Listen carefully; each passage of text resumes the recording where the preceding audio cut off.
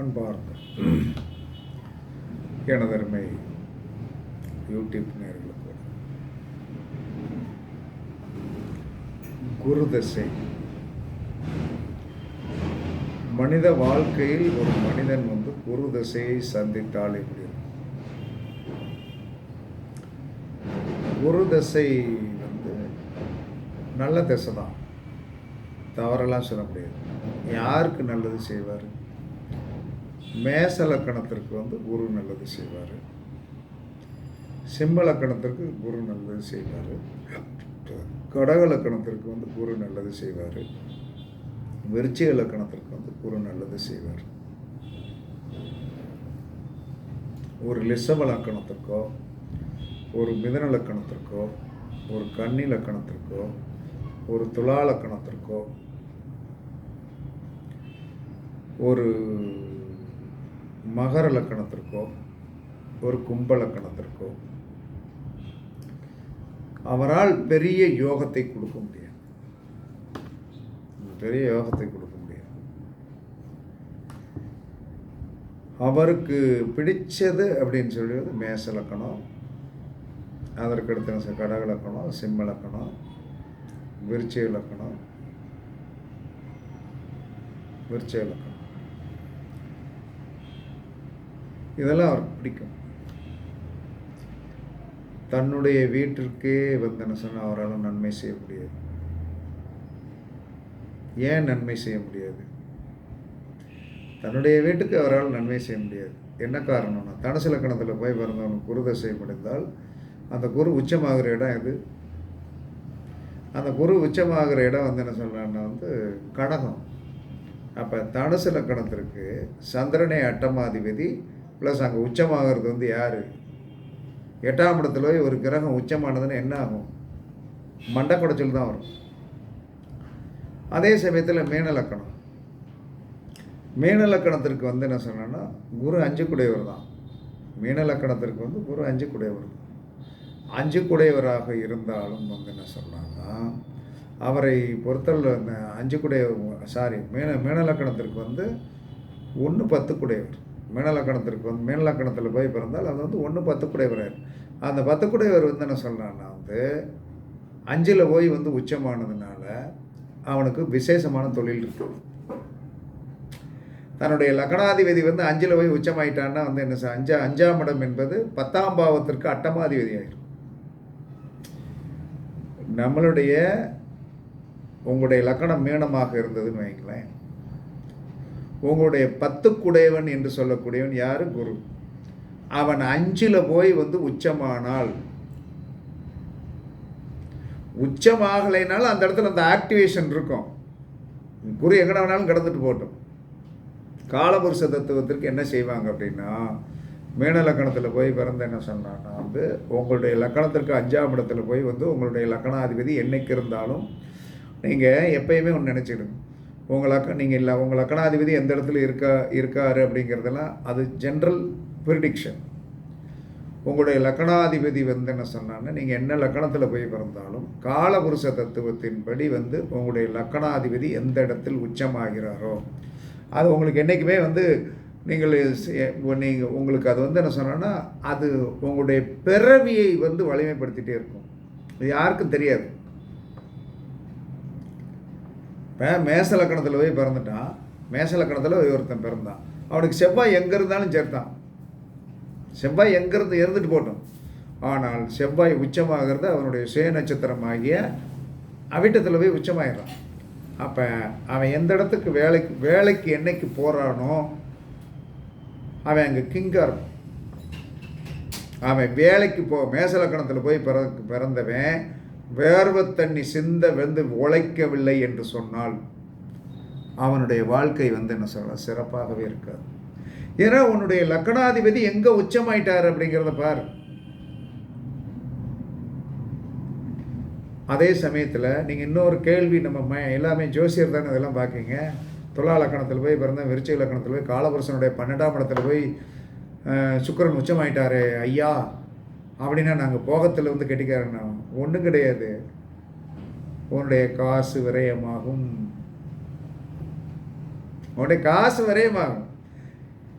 நீ லக்ஸுரி ஏதாவது வந்து உன்னுடைய ஒரு தேவையை வந்து என்ன சொல்கிறான்னா நீ பயன்படுத்தி கொள்வதற்கு நீ என்ன வேணாலும் செய்வ அப்படிங்கிறது தான் அந்த இடத்துல அது உச்சமானது காரணம். ஒரு துலாலக்கணமோ ஒரு ரிஷபலக்கணத்திலுமோ போய் பிறந்தவன் வந்து தன்னுடைய தேவையை வந்து சரி பண்ணி கொள்வதற்கு அவன் வந்து என்ன சொன்ன எத்தனை கோடி செலவழிச்சாலும் விட மாட்டான். ஒரு ரிஷபலக்கணம் டாக்டருக்கு போகணும் அப்படிங்குது, போகணும்னா பொருளாதாரம் எனக்கு தெரியாது, ஆனால் எனக்கு எப்படி இருந்தாலும் வேணும் அப்படிங்க. அப்போ அதோடைய லக்னாதிபதி எங்கே உச்சம் அப்படின்னா மீனத்தில் போய் உச்சம் வாங்கிட்டு போயிடுச்சு. போய் டாக்டராகி எம்டி படித்து முடிக்க போகுது. காரணம் தன்னுடைய லக்னாதிபதி காலபுருஷனுடைய 12ஆம் இடத்தில் போய் உச்சமாகின்ற ஒரு கிரகமாக இருக்கிற காரணத்தினால அவர்கள் தன்னுடைய சுயநலத்திற்காக என்ன வேணாலும் செஞ்சிருவாங்க, எவ்வளோ வேணாலும் விரயம் பண்ணுவாங்க. அதுதான் ரிஷபத்தையும் துலாத்தையும் எவனுமே தோற்கடிக்க முடியாதுன்ட்டான். நான் எதுக்கு ரெடிம்பா, 1000 ரூபா பந்தயம் வைப்போமா, 10,000 ரூபா பந்தயம் வைப்போமா, நான் ஜெயிச்சிருவேன்டா அப்படிம்பா. ஏன்னா அவனுக்கு விரயத்தை வந்து பண்ணக்கூடிய தகுதியை சுக்கிரன் கொடுத்துருவான். விரயத்தை பண்ணக்கூடிய தகுதியை சுக்கிரன் கொடுத்துருவான். அதனால தான் அங்கே உச்சமாக்கினான். அதே மாதிரி குரு எங்கே போய் உச்சமாகிறாரு, காலபுருஷனுடைய லக்கணத்திற்கு 4ஆம் இடத்துல போய் உச்சமாகிறாரு. அப்போ காலபுருஷனுடைய லக்கணத்திற்கு 4ஆம் இடத்துல போய் வந்து உச்சமாகிற ஒரு கிரகம், காலபுருஷனுடைய லக்கணத்திற்கு 4ஆம் இடத்துல போய் குரு உச்சமாகிற 9 கூடயும் 4ல் போய் உச்சம். அதே சமயத்தில் காலபுருஷனுடைய 12 கூடயும் 4ல் போய் உச்சம். என்னைக்கு வந்து குருவோடைய லக்கணத்தில் போய் பிறந்தவர்கள், குருவோடைய லக்கணத்தில் போய் பிறந்தவங்க யாராக இருந்தாலும் ராசிக்கெல்லாம் இங்கே கணக்கு கிடையாது, ஒன்லி லக்கணம் மட்டும்தான்.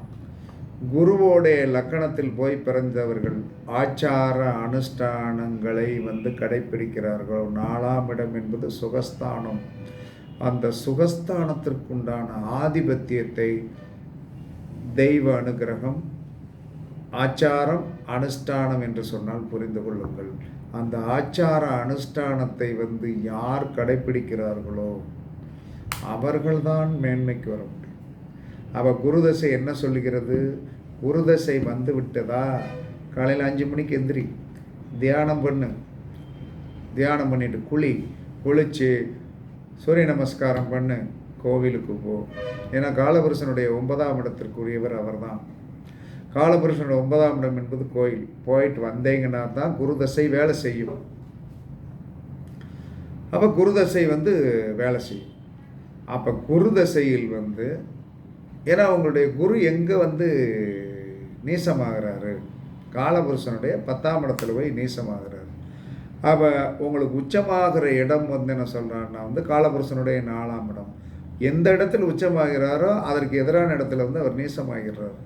அப்போ அந்த நீசத்தன்மை வராமல் இருக்க வேண்டும் என்று சொன்னால் தாயாரை மதிக்க வேண்டும், தாயாரை கனம் பண்ண வேண்டும், தாயார் சார்ந்த உறவுகளிடம் பற்று பாசங்களோடு இருக்க இருக்க இருக்க இருக்க உச்சமாகவே இருக்கும். தாயாரை எதிர்த்து விட்டோம் என்று சொன்னால் கண்டிப்பாக வந்து என்ன சொன்னான்னா வந்து உங்களுக்கு தொழிலில் வச்சு மாட்டிடும். ஏன்னா அவர் எப்போ குருதசை வாடும்போதுனா அதுக்கு முன்னாடி ஒரு திசையிலலாம் நல்லா தொழில் ஓடிக்கிட்டு இருந்தது. ஆனால் குருதசை வந்தோன்னா தொழில் ஓட மாட்டேங்குதுன்னா உன்னுடைய கிரகம் எங்கே வந்து நேசமாகிறதோ அது ஆக்டிவேஷன் ஆகும். நம்மளுடைய கிரகம் வந்து நம்மளுடைய லக்னாதிபதி எங்கே உச்சமாகிறாரோ அது சாதனை. நம்மளுடைய லக்னாதிபதி எங்கே நேசமாகிறோ அது வந்து என்ன சொன்னா வீழ்ச்சி. இதை எல்லாரும் தெரிஞ்சுக்கணும்.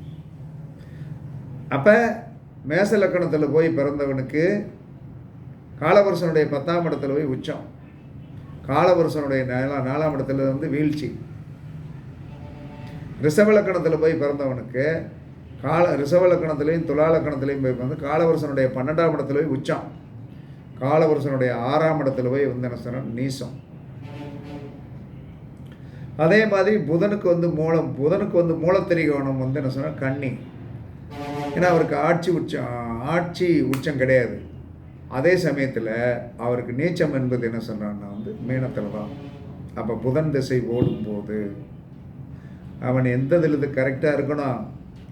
12ஆம் இடம் விஷயத்தில் கரெக்டாக இல்லைன்னா பொச்சுக்குன்னு பிடிக்கிட்டு போயிடும். ஏன்னா அங்கே தான் போய் நீசமாவான். எப்போ வந்து ஒருத்தனுக்கு வந்து சுக்கிரதசை ஓடும்போது அவன் வந்து 6ஆம் பாவம் என்று சொல்லக்கூடிய விஷயத்தில் கடன் வாங்குகின்ற விஷயத்தில் கவனமாக இருக்கணும். சுக்கிரதசை சுக்கிரதசை யாருக்கு ஓடினாலும் அவன் கடன் வாங்குகிற விஷயத்தில் கவனமாக இருக்கணும். ஏன்னா காலவர்ஷனுடைய 6ஆம் இடத்துல போய் வந்து என்ன சொல்கிறான்னா வந்து நீசமாகின்ற காரணத்தினால் ஏதாவது ஒரு விதத்தில் போய் நம்மளை நாமளே அடமானம் வச்சிடக்கூடாது. 6ஆம் இடம் என்பது கடன், பிணி, ரோகத்தில் போய் வந்து மாட்டிக்கிடக்கூடாது. சுக்கிரதசை ஓடும்போது கவனம் எங்கே என்று சொன்னால் 6ஆம் பாவம் சார்ந்த விஷயத்தில் வந்து கவனமாக இருக்கணும். ஏன்னா அது காலபுருஷ தத்துவம் வந்து ஆட்டோமேட்டிக்காக உங்களுக்கு என்ன திசை ஆரம்பிச்சிச்சோ அதோடைய லக்கணம் எங்கே உச்சமோ அந்த இடத்த வலிமையாக நம்ம வந்து ஸ்ட்ராங்காக வச்சுக்கணும். இப்போ குருதசையை பற்றி பேசுகிறோம். இந்த குருதசையை பற்றி பேசும்போது என்ன வருதுகிறது சார், காலபுருஷனுடைய 4ஆம் இடத்தில் வந்து அவர் வந்து உச்சமாகிறார். அப்போ 4ஆம் இடம் சார்ந்த விஷயத்தில் வந்து நம்ம எவ்வளவு தூரத்திற்கு வந்து டீசெண்டாக இருக்கும்போது 10ஆம் பாவம் சார்ந்த விஷயத்தில் பிரச்சனை வராது. இல்லைன்னா குரு தசையில் வந்து தொழிலில் பாதிப்பு வரும். குரு தசையில் தொழிலில் பாதிப்பு வரும். அது எந்த இடத்துல இருந்தாலும் அதை பற்றி நீங்கள் கவலையே படாதீங்க. அதே சமயத்தில் குரு தசையில் வந்து என்ன சொன்னான்னா இன்னொரு விஷயம் நடக்கும். அப்போ குரு தசையில் வந்து இன்னொரு விஷயம் நடக்கும் அப்படின்னு சொல்லி வரும்போது பூமி சார்ந்த விஷயத்தில் நீங்கள் ஏமாற்றப்படுவீர்கள்.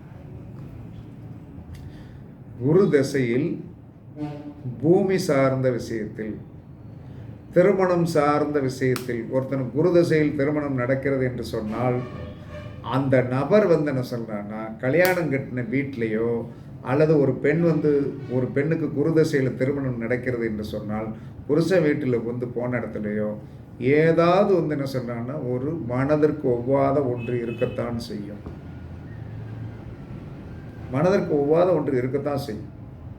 அப்போ இது குரு தசையில் கல்யாணம் முடிஞ்சவங்களை கேட்டு பாருங்க, என்ன செய்ய சார், முடிச்சாச்சு சார், ஓகே அப்படின்ட்டு தான் நீங்கள் போக முடியும்.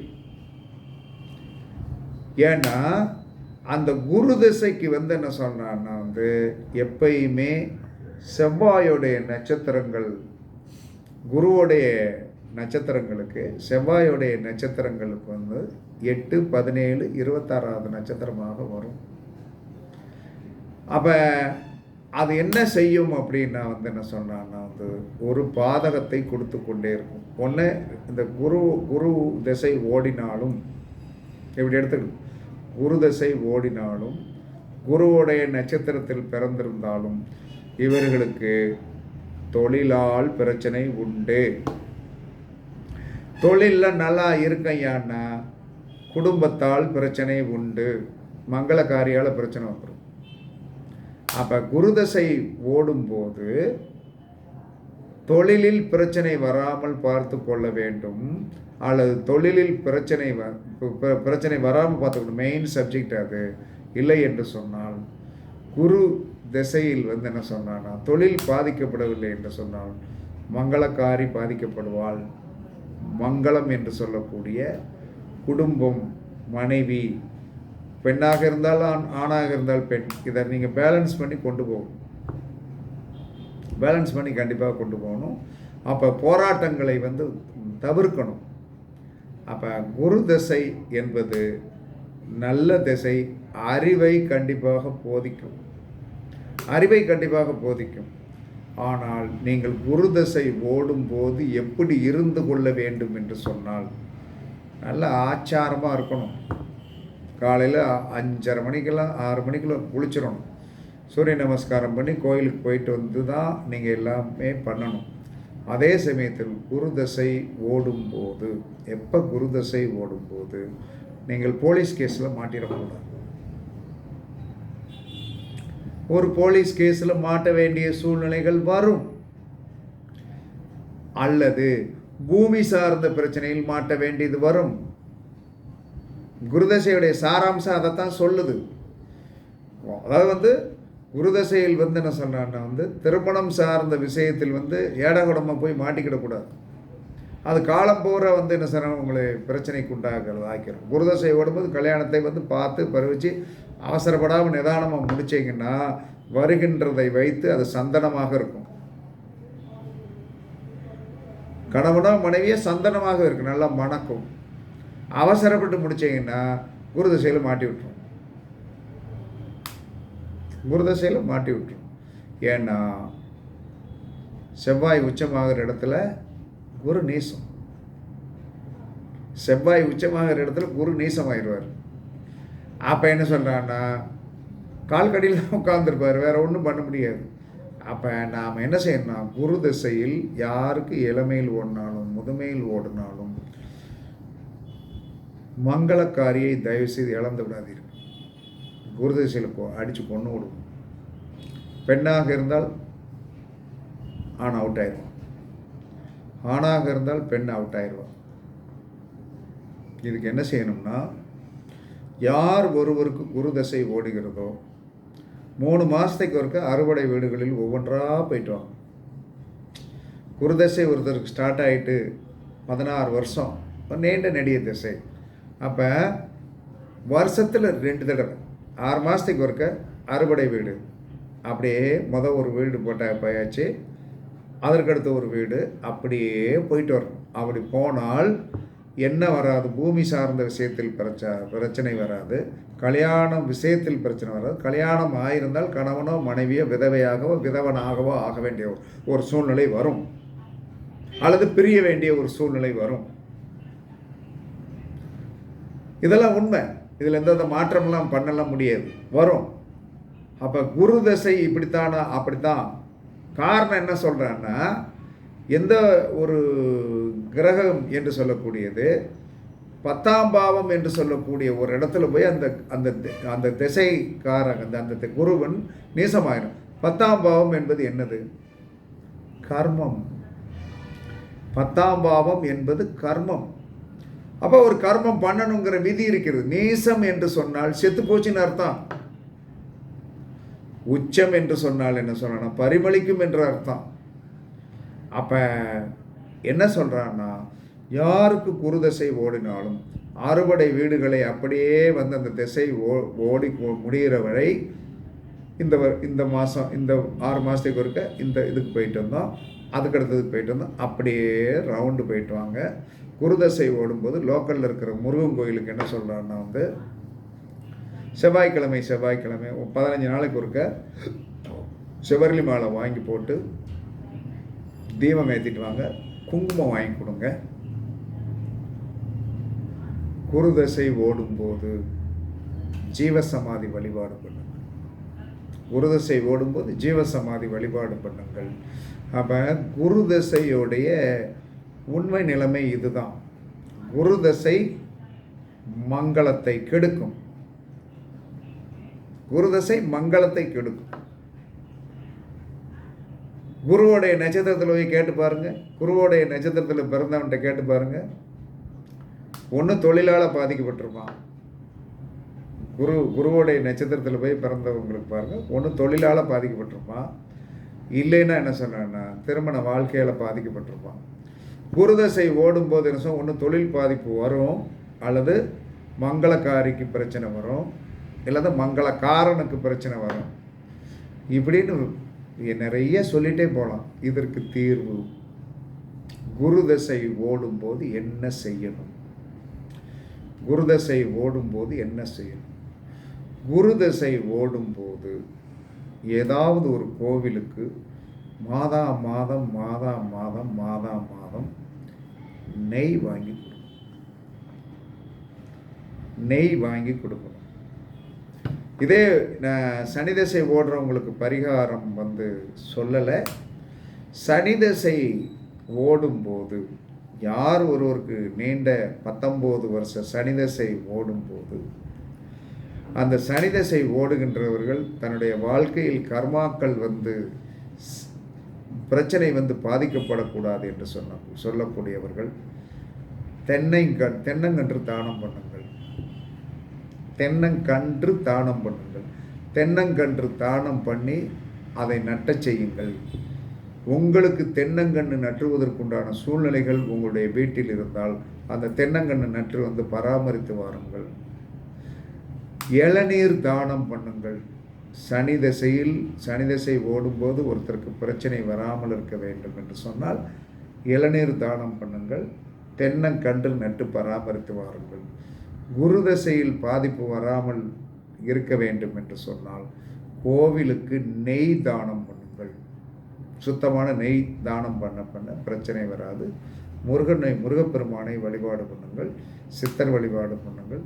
எனக்கு தெரிஞ்ச வரைக்கும் விவரமாக பேசிட்டேன். குரு தசையுடைய சாராம்சத்தில் தொழிலா, மனைவியா, கணவனா, பங்கம், இது ரெண்டில் ஒன்று பிரச்சனைக்குரியதாக வரும். அதற்கு தீர்வு நெய் வாங்கி தானம் பண்ணுவது, கோவில்களுக்கு நெய் வாங்கி கொடுப்பது, ஜீவசமாதி வழிபாடு கொடுப்பது. அதற்கடுத்து அறுபடை வீடுகளை வந்து திசை முடிகின்ற வரைக்கும் வருஷத்தில் 2 தடவை ரவுண்ட் பண்ணி ஒவ்வொரு படை வீடாக போயிட்டு வந்தீர்கள் என்று சொன்னால் பாதிப்பு தன்மைகளிலிருந்து தப்பிப்பெயர்கள் என்று கூறி உங்களிடமிருந்து விடைபெறுவது சிபி பாறை ஜோதிடர் சாதி ராகவன் ஜெயபாலாஜி. சுகமே சொல்க, சுகமே சொல்க. வாழ்க வளமுடன், வாழ்க வளமுடன். வணக்கம், வணக்கம், வணக்கம்.